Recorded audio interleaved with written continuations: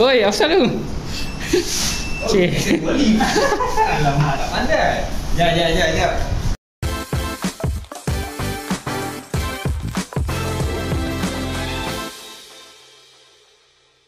Assalamualaikum, selamat pagi-pagi. Selamat datang ke channel Big Clips. Hari ni kita nak buat ride amal. Kena hantar makanan ke rumah anak-anak yatim daripada Masjid Al-Falah. Dah siap? Kita dah boleh gerak. Ini geng-geng kita hari ni. Let's go. Oh, pagi-pagi. Dari sini kita bergerak bertiga je, boy. Halo.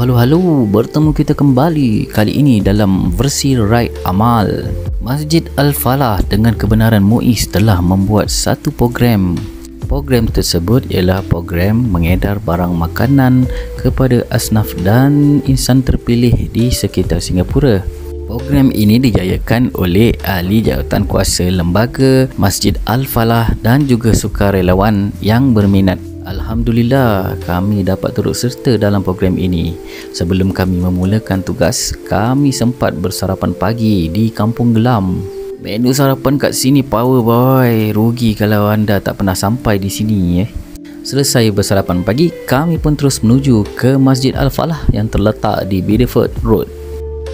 Masjid Al-Falah ini telah dibina sejak tahun 1987. Ruang kapasiti jemaah berhawa dingin dan boleh memuatkan sehingga 2,000 orang. Sebelum program dimulakan, kita terlebih dahulu diberikan taklimat oleh ahli jawatan kuasa Masjid Al-Falah.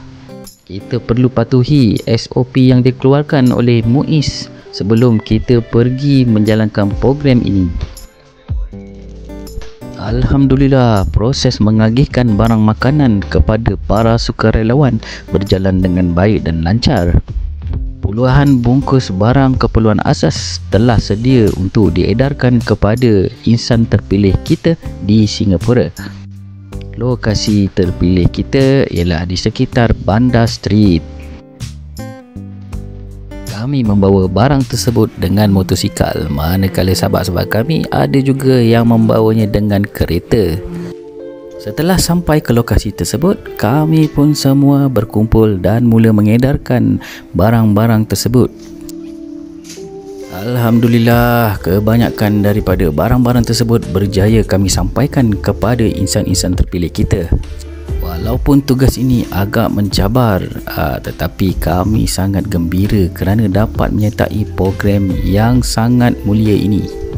Semoga perkongsian ini memberi inspirasi dan terima kasih kerana telah memberi sokongan anda kepada channel ini. Semoga bertemu lagi. Assalamualaikum.